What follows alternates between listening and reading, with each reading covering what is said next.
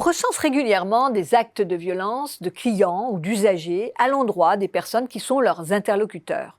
Cela peut être des remarques violentes, des injures, de la destruction de matériel et aller malheureusement jusqu'à des attaques physiques, certaines entraînant la mort. Cette question de la déviance du client revient alors à la une des médias, puis disparaît dans le quotidien de la vie au travail de ceux qu'on nomme les personnes au contact.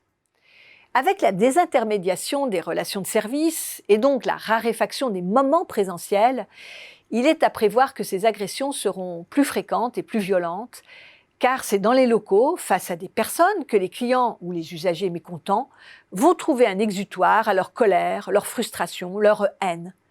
Bien mieux, bien plus fort qu'au téléphone ou en ligne. Le sentiment d'insécurité de ces employés, agents d'accueil, conseillers, n'est pas à prendre à la légère. Des études montrent régulièrement que plus de la moitié d'entre eux ont été victimes ou témoins d'agressions.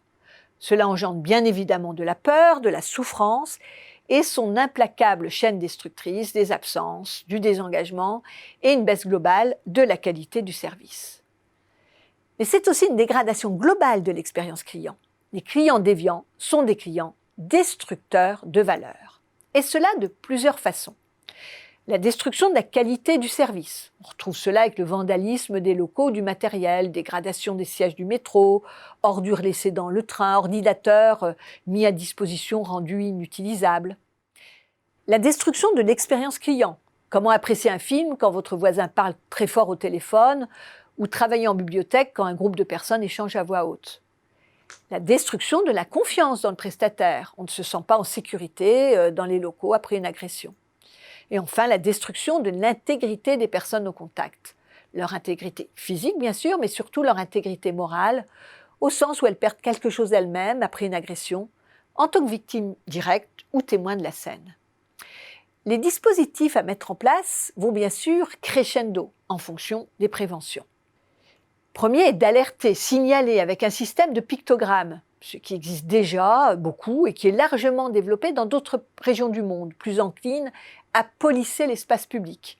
Interdiction de fumer, de cracher, prière de mettre vos déchets dans telle poubelle, soyez aimable avec votre interlocuteur, parlez à voix basse, etc., etc. La seconde méthode, la plus radicale, mais qui ne permet pas une amélioration des choses, est de punir, d'écarter, d'isoler. Des abonnements de salles de cinéma, exclusion de clubs de fans de foot, traduction en justice. Et la troisième est d'instaurer le dialogue. La France n'est pas très en avance sur le sujet. On voit dans d'autres pays se développer des techniques de médiation entre les personnes au contact et les clients ou usagers en cas de litige important ou de comportement déviant. L'idée est qu'on peut construire un dialogue entre agressés et agresseurs. Une technique intéressante est celle des cercles de rétablissement nés en Australie car inspirés de pratiques aborigènes. Certes, elle ne peut pas s'appliquer à tous les cas, mais peut permettre des prises de conscience de part et d'autre, comme de construire des solutions pour éviter que les mêmes problèmes ne se répètent à l'infini. On peut identifier les stages de prévention routière comme entrant, dans leur principe du moins, dans ce cadre. On parie alors sur les comportements extra-rôle du client. On encourage sa performance volontaire, contributive de la création de valeurs communes de façon concrète.